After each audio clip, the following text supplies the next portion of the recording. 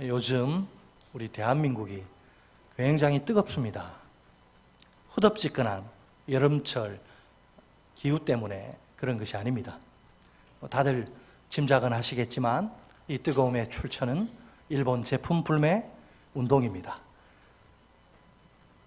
보이콧 재팬의 열풍이 전국적으로 확산되는 중입니다. 먼저 일본이 대한민국 대법원의 강제징용 배상 판결에 대해 불만을 표출합니다. 사실은 불만 정도가 아니라 노발대발이라고 보는 게 정확합니다. 곧이어 아베 정권이 치졸한 경제 보복이란 칼을 마구 휘두릅니다.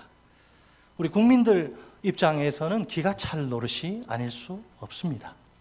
식민 지배란 과거사에 대한 진정성 있는 반성과 사죄는커녕 보복이라니요. 적반하장도 유분수지. 국민들 분노가 하늘을 찌를 기세입니다. 여기저기서 반일의 목소리가 폭발합니다. 독립운동은 못했어도 불매운동은 하겠습니다. 노 보이콧 재팬 가지 않습니다. 사지 않습니다. 대한민국 국민으로서 우리도 가만히 구경만 하고 앉아 있을 수는 없습니다. 아베에게 매서운 주먹이라도 한 방 날려야 분이 좀 풀릴 것 같습니다. 어떤 주먹이면 좋을까요? 힌트는 네 글자로 촌철살인입니다. 촌철살인. 간단한 말로도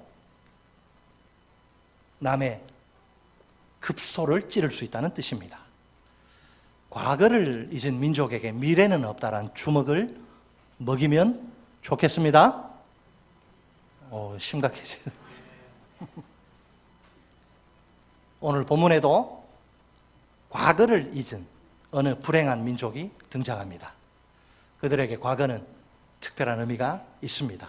기억하면 좋고 잊어도 괜찮은 그런 시시껄렁한 게 아닙니다. 과거를 기억하는 것에 민족의 운명이 걸려 있을 정도입니다. 구약 성경에는 하나님과 이스라엘의 관계에 대한 여러 가지 비유들이 나옵니다. 그 당시 사람들에게 매우 친숙하고 익숙한 그 이미지가 사용됩니다. 예를 들면 이렇습니다.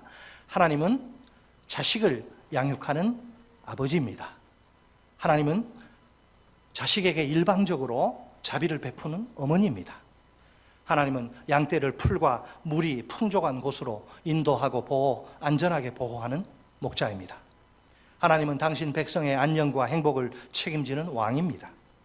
하나님은 환난 당한 자들이 피신할 수 있는 산석이요 반석입니다. 하나님은 좋은 포도나무를 기름진 밭에 심고 돌보는 가꾸는 포도원 농부입니다. 이런 비유들 속에서 우리는 다양한 모습으로 다가오시는 하나님을 만납니다. 하나님에 대한 이해가 얼마나 풍성해지는지 모릅니다. 오늘 본문의 앞장인 에스겔서 15장은 포도나무의 비유입니다. 예언자는 예루살렘의 필연적인 멸망을 선언합니다. 하나님이 예루살렘을 땔감으로 불 속에 던지실 것입니다.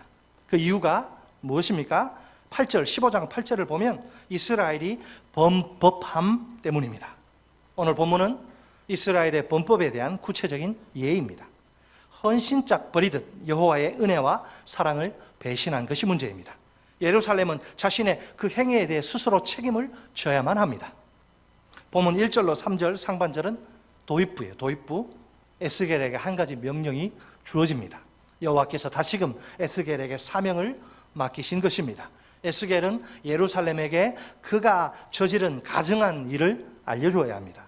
그의 영적, 종교적 타락을 남김없이 폭로해야 합니다. 여기서 가증한 일은 우상 숭배를 가리키는 전형적인 단어입니다. 에스겔서 전체에서 43번 등장하는데 그 중에서 19장에 모두 9번 나옵니다. 예루살렘이 우상 숭배로 완전히 찌들어 있는 셈입니다. 예루살렘의 과거는 수치스러운 우상 숭배 역사라고 해도 과언이 아닙니다. 이스라엘이 생각할 때 온 세상의 중심은 당연히 예루살렘입니다. 여호와의 거룩한 성전과 영광스러운 다윗 왕조가 자리하고 있기 때문입니다. 그런데 그 예루살렘이 그 거룩한 예루살렘이 지금 우상 숭배의 가증한 일로 고발당하는 상황입니다. 도대체 이게 어떻게 된 일일까요? 에스겔은 예루살렘에게 반드시 그 가증한 일을 알려줘야 합니다. 정확히 번역하면 역겨운 짓들입니다. 이 가증한 일은 예루살렘은 자기가 이날 이때까지 저질러 온 역겨운 짓들을 알아야 합니다. 자기의 과거를 기억한다면 절대로 생각조차 할 수 없는 짓들입니다. 16장 22절 말씀을 보세요. 내가 어렸을 때에 벌거벗은 몸이었으며 피투성이가 되어서 발짓하던 것을 기억하지 아니하고 내가 모든 가증한 일과 음란을 행하였느니라. 아멘. 개구리 올챙이적 시절 기억 못하는 거죠. 기억하지 아니하고란 표현을 주목할 필요가 있습니다. 안타깝게도 예루살렘은 자기의 과거를 기억하지 않습니다.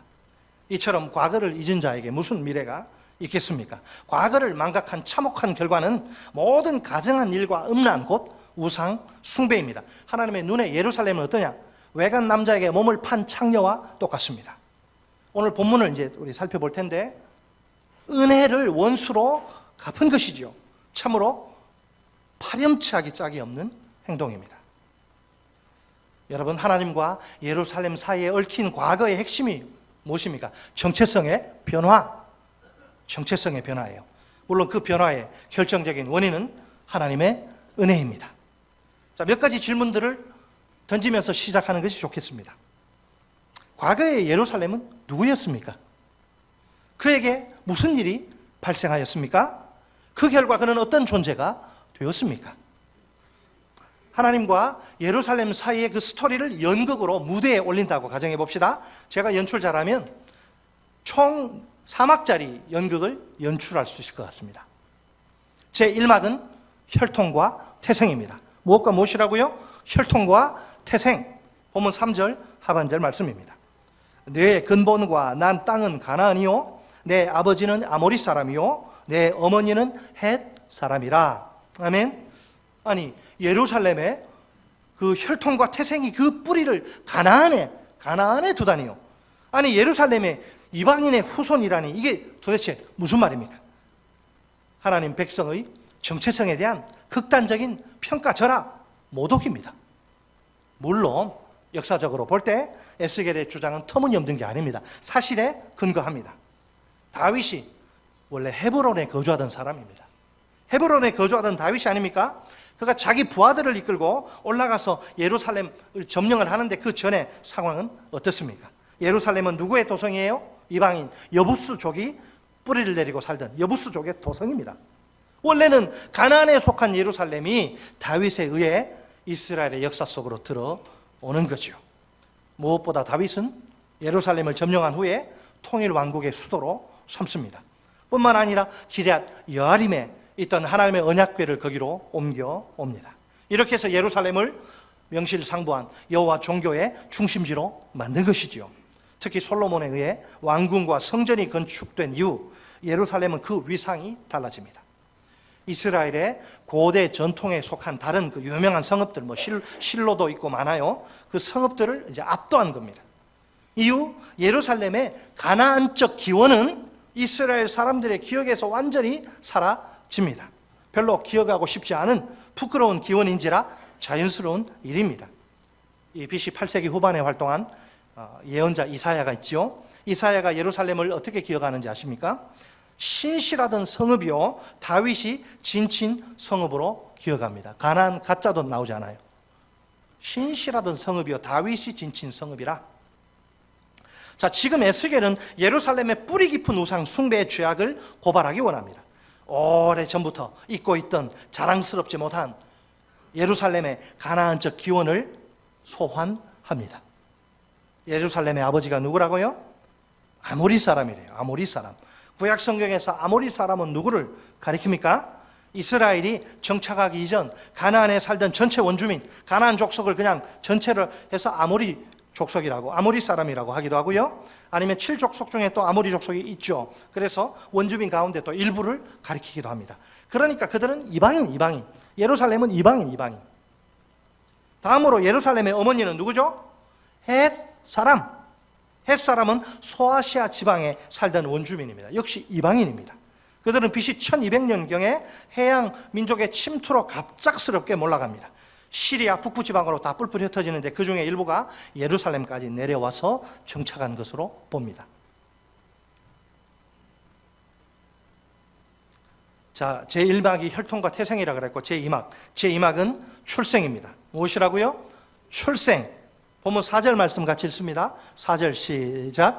내가 난 것을 말하건대 내가 날 때에 내 배꼽줄을 자르지 아니하였고 너를 물로 씻어 정결하게 하지 아니하였고 내게 소금을 뿌리지 아니하였고 너를 강보로 싸지도 아니하였나니. 아멘. 아무도 아니하였다란 표현이 짧은 한 절 속에 자그마치 4번이나 반복됩니다. 아주 특이한 경우죠. 아무도 방금 태어난 아기의 탯줄을 잘라주지 않습니다.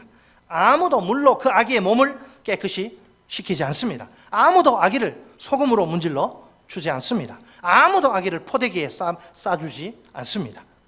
세상에 어떻게 이런 일이 있을 수 있단 말입니까? 신생아에게 최소한의 생존을 위한 최소한의 돌봄도 베풀지 않다니요. 이거 해도 너무한 것 아닙니까? 아기를 어떻게 이런 식으로 방치할 수 있을까요? 그것도 태어날 때부터 말입니다. 인권 유린도 이런 인권 유린이 없습니다. 요즘 세상 같으면 영아 유기죄 및 학대죄에 걸려 학교에 가서 콩밥 먹기 딱 좋습니다. 어쨌든 아무에게도 환영받지 못한 아기입니다. 심지어 그 부모까지도 내팽개친 돌보지 않은 아기입니다. 얼마나 여러분 비참하고 불쌍한 신세입니까? 더욱 기가 막힌 사실이 하나 있어요. 본문 5절 읽습니다. 같이 5절 시작. 아무도 너를 돌보아 이 중에 한 가지라도 내게 행하여 너를 불쌍히 여긴 자가 없었으므로 내가 나던 날에 내 몸이 천하게 여겨져 내가 들에 버려졌느니라. 아멘. 참으로 위험천만한 상황입니다. 아기를 불쌍히 여기거나 동정심을 베푼 자가 단 한 명도 없습니다. 모두들 거들떠보지도 않은 것이지요. 마침내 아기는 들에 광야에 버려지는 신세가 되고 맙니다. 아기의 입장에선 생존 가능성이 거의 없다고 봐야 합니다. 그렇게 들판에 계속 방치되어 있다간 굶주림과 추위로 죽기 쉽습니다. 아니면 들짐승의 먹이가 되기 십상입니다. 태어나던 날 아무에게도 환영받지 못한 아기입니다. 모두가 싫어해 철저한 무관심 속에 들판에 내동댕이 쳐진 불쌍한 존재입니다. 생일은 그 인생에 있어서 가장 슬픈 날입니다. 가장 고통스럽고 가장 괴롭고 가장 비참한 날입니다. 부모가 일가 친척이 이웃이 나를 싫어해 들판에 내팽개쳤다고 생각해 보세요. 엄연히 낳아준 부모가 있는데 졸지에 고아로 전락하다니요.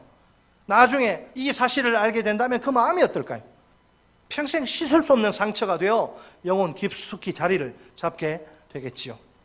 그 뼈아픈 상처의 외침을 한번 들어보세요. 나는 태어날 때부터 쓸모없는 인간이었구나. 불필요한 존재였구나. 잉여 인간이었구나. 그래서 모두가 나를 외면하고 버렸구나. 장차 아기의 운명은, 예루살렘의 운명은 어떻게 되는 걸까요? 이대로 비참하게 세상에서 가장 슬픈 이야기로 끝나고 마는 걸까요? 제3막은 하나님과의 만남입니다. 자, 제1막이 뭐라 그랬어요? 제가 혈통과 태생. 제2막은 출생. 제3막은 하나님과의 만남. 자, 본문 이 부분에 포인트가 있죠. 본문 6절로 13절 상반절 말씀 좀 깁니다. 하나님이 비참한 예루살렘을 그냥 방치하시지 않습니다. 그 인생 가운데 직접 찾아오십니다. 그에게 측량할 수 없는 놀라운 은혜를 부어 주십니다. 그 결과 극적인 아주 드라마틱한 반전이 일어납니다. 자, 하나님의 구체적인 행동을 볼까요? 본문 6절 말씀입니다. 내가 네 곁으로 지나갈 때에 내가 피투성이가 되어 발짓하는 것을 보고 내게 이르기를 너는 피투성이라도 살아있으라. 다시 이르기를 너는 피투성이라도 살아있으라 하고. 아멘. 하나님이 마치 길을 가는 나그네처럼 때마침 들판을 지나가십니다. 그때 피투성인 채 발버둥 치는 아기가 눈에 확 들어옵니다. 누가 보더라도 그냥 내버려 두면 금방 죽을 수밖에 없는 절박한 상황입니다. 그래서 하나님이 절체절명의 위기에 빠진 아기를 향해 외치십니다. 강조를 위해 같은 표현을 2번이나 반복하십니다. 너는 피투성이라도 살아 있으라. 너는 피투성이라도 살아 있으라. 이렇게 번역할 수도 있습니다. 너는 살아남아라. 너는 살아남아라. 생명의 주인이신 창조주 하나님의 강력한 명령입니다. 하나님의 마음이 고스란히 담긴 따스한 명령입니다. 예루살렘이 살아남기를 간절히, 피투성이라도 살아남기를 간절히 바라시는 마음, 즉 사랑 말입니다. 또한 이 명령은 살게 해 주시겠다는 하나님의 의지가 담긴 소망의 약속이기도 합니다. 친부모에게조차 버림받은 아기가 아닙니까? 들판에 버려져 죽음의 위기 가운데 무방비로 노출된 위험한 아기가 아닙니까? 그 불쌍한 아기가 하나님의 은혜의 개입으로 살아남게 된 것입니다. 그렇다면 하나님은 그 아기에게, 예루살렘에게 생명의 은인입니다. 하나님의 은혜는 여기서 그치지 않습니다. 기적적으로 살아난 아기 그냥 내버려 두면 됩니까? 그렇지 않죠. 하나님이 그에게 성장의 은혜까지 베푸십니다. 그 은혜로 말미암아 하나님이 얼마나 사랑으로 양육하시는지, 그 은혜로 말미암아 아기가 얼마나 아름답게 성장하는지 모릅니다. 본문 7절 말씀입니다. 내가 너를 들에 풀같이 많게 하였더니 내가 크게 자라고 심이 아름다우며 유방이 뚜렷하고 내 머리털이 자랐으나 내가 여전히 벌거벗은 알몸이더라. 아멘. 자, 유방과 머리털은 성적인 성숙의 표지입니다. 예루살렘이 예쁘게 잘 자라서 이제 결혼 정년기에 접어든 것을 가리킵니다. 그런데 또 한 번의 하나님과의 만남이 더 있습니다. 우리 다 같이 본문 8절 말씀을 한 목소리로 읽겠습니다. 시작. 내가 네 곁으로 지나며 보니 내 때가 사랑을 할 만한 때라. 내 옷으로 너를 덮어 벌거벗은 것을 가리고 내게 맹세하고 언약하여 너를 내게 속하게 하였느니라. 나주 여호와의 말이니라. 아멘. 하나님은 예루살렘이 사랑하기에 충분할 정도로 성숙한 것을 보십니다. 당신의 옷자락을 펼치셔서 예루살렘의 벌거벗은 몸을 덮어 주십니다. 내 옷으로 너를 덮어란 이 표현은 이중적인 의미가 있습니다. 직역을 하면 나의 날개를 내 위에 펼쳐, 나의 날개를 내 위에 펼쳐입니다. 1차적으로는 보호를 의미하고요, 여기서는 펼친 날개가 옷자락을 가리킵니다. 따라서 이 결혼을 요청하는 상징적인 행위가 되기도 합니다. 보호와 결혼 요청이라는 이중적인 의미가 있는 거예요. 호세아 이후로 등장한 예언자들에게는 한 가지 공통점이 있습니다. 여호와와 이스라엘의 관계를 자주 남편과 아내의 관계로 표현한다는 것입니다. 에스겔의 경우도 마찬가지인데 그는 거기서 한 걸음 더 나아갑니다. 여호와와 예루살렘의 결혼을 맹세가 수반된 언약으로 표현합니다. 하나님이 벌거벗은 알몸으로 들에서 살던 예루살렘을 당신의 신부로 선택하십니다. 하나님의 선언을 보세요. 너를 내게 속하게 하였느니라. 너를 내게 속하게 하였느니라.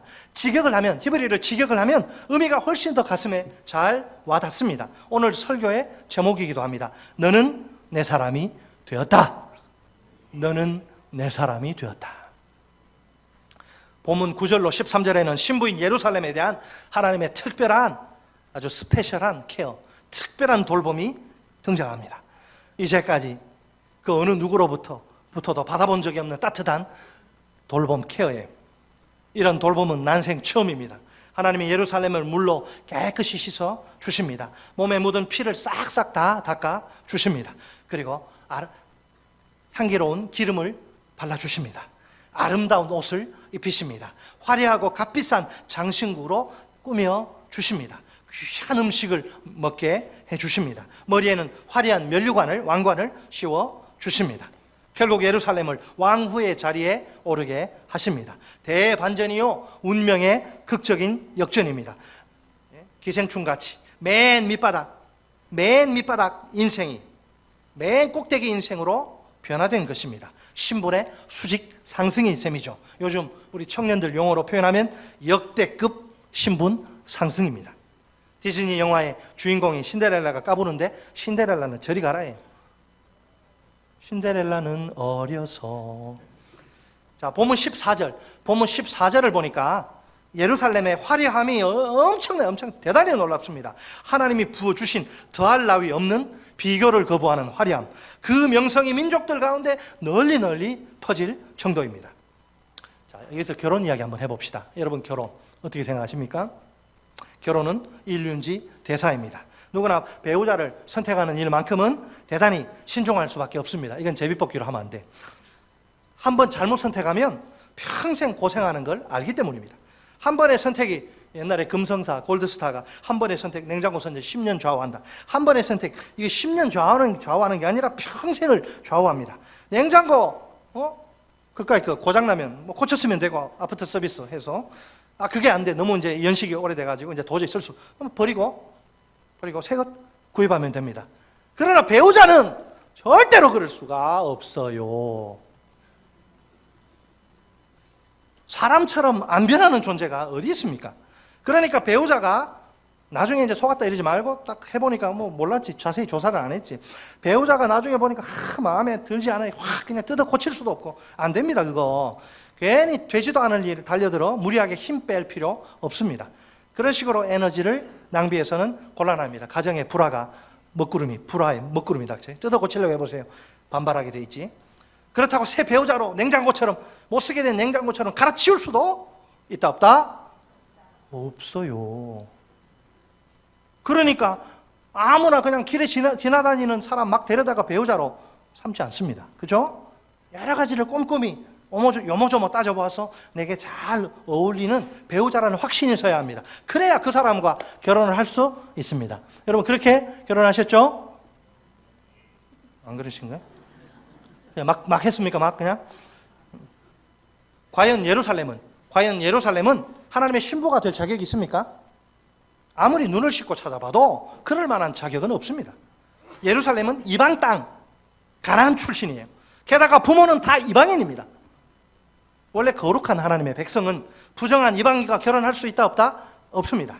이방인의 부정 때문에 오염되기 때문입니다. 통혼 금지, 데려와서도 안 되고 줘서도 안 되는 거예요. 그래서 하나님이 이방인과의 결혼, 통혼을 엄격히 금지하십니다. 자, 또한 예루살렘은 태어나자마자 모든 사람에게 버림을 받습니다. 마치 고아처럼 들판에 내동댕이 쳐집니다. 그러니까 조건으로 한번 따져보세요.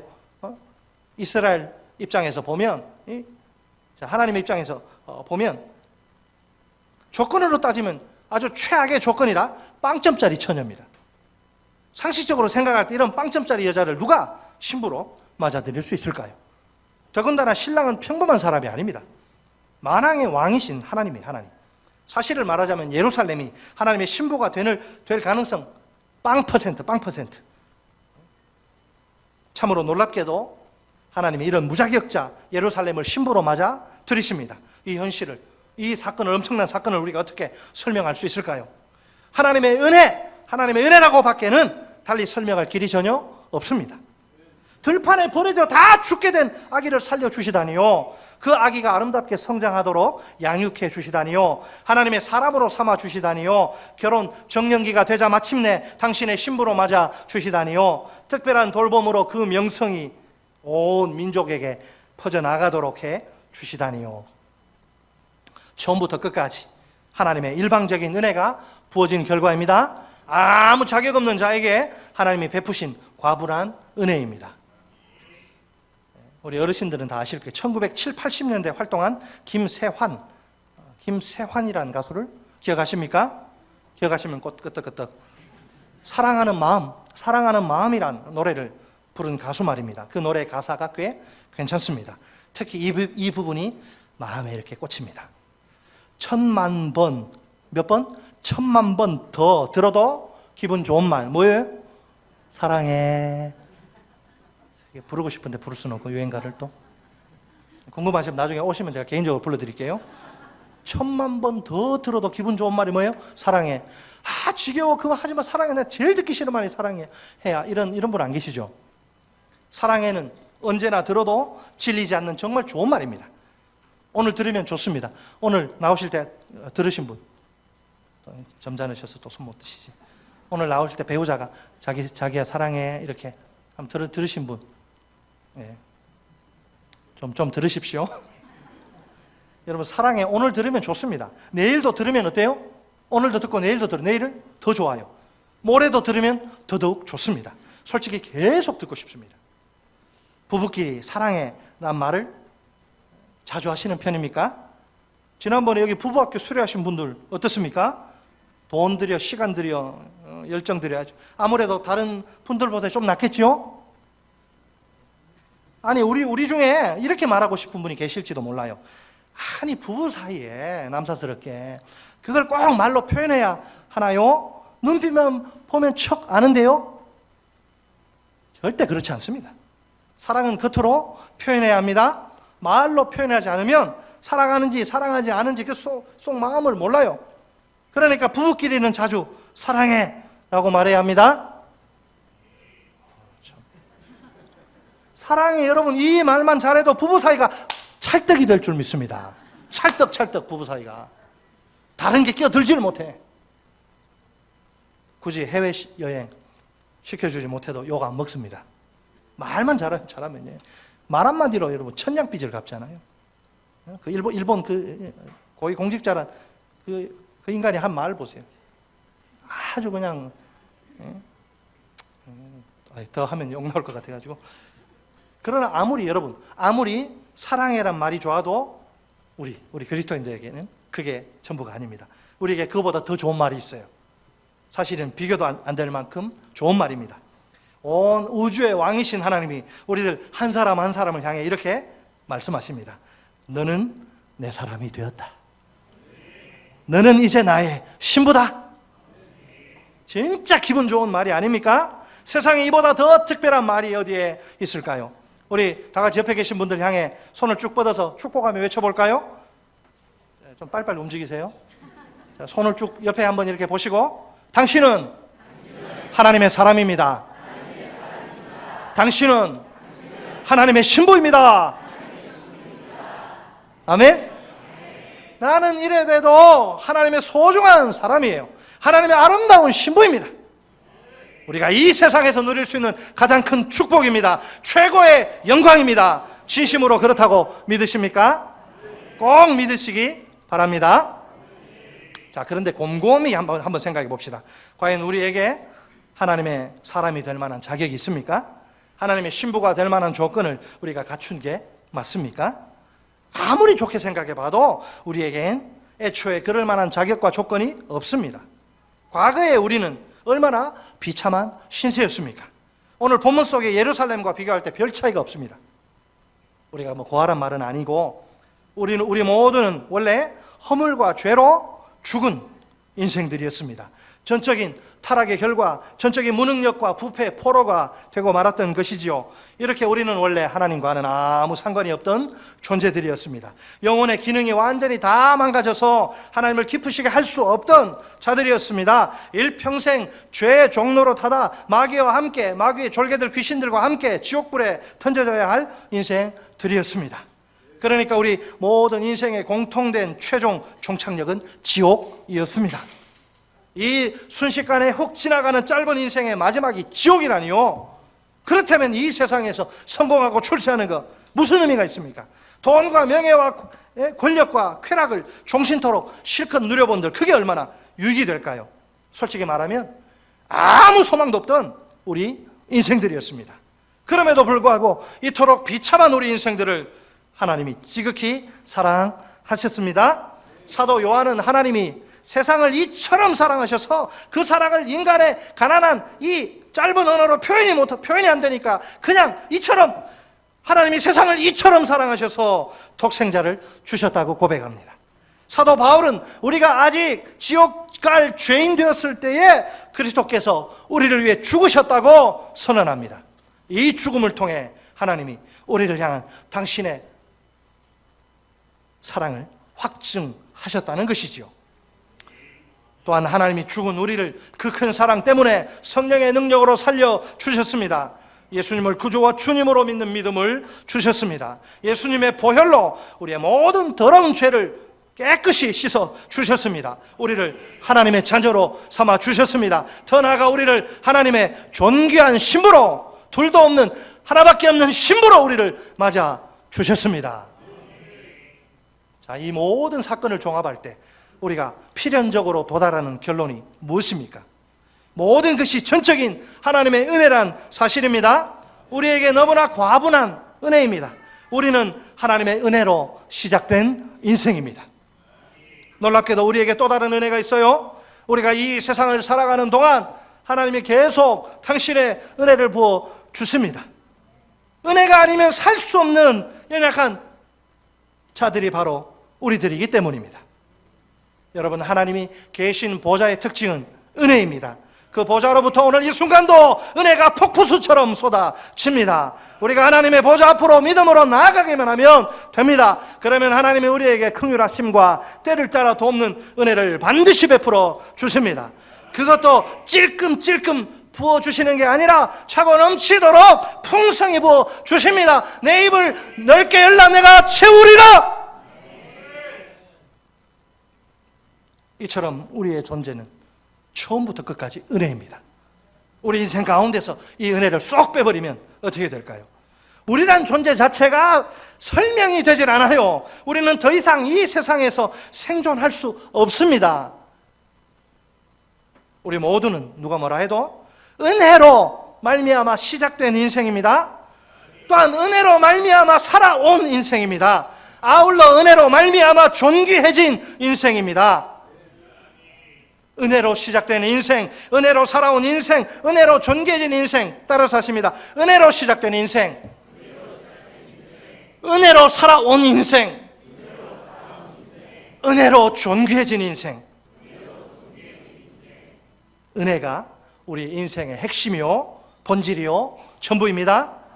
얼마나 감사한 일입니까? 우리에게 요구되는 것은 받은 은혜에 부끄럽지 않은 삶입니다. 다른 말로 하면 받은 은혜에 합당한 열매를 주님께 드리는 삶입니다. 과거를 잊은 민족에게 미래는 없습니다. 과거는 하나님의 백성에게, 우리에게 아주 특별한 의미가 있습니다. 과거를 기억하는 것은 하나님의 은혜를 기억하는 것입니다. 우리에게 하나님의 은혜가 전부입니다. 하나님이 오늘 당신의 백성인 우리를 향해 말씀하십니다. 과거를 기억하라. 과거에 내가 누구였는지를 똑똑히 기억하라. 내 인생 가운데 부어진 하나님의 은혜를 기억하라. 우리가 하나님의 질문 앞에서, 우리 하나님의 질문 앞에 정직하게 설 수 있기를 바랍니다. 내가 어떻게 하나님의 사람이, 하나님의 신부가 되었느냐? 지금까지 내가 어떻게 살아왔느냐? 오늘 내가 어떻게 살고 있느냐? 우리의 대답은 오직 하나뿐입니다. 모든 것이 다 전적인 하나님의 은혜입니다.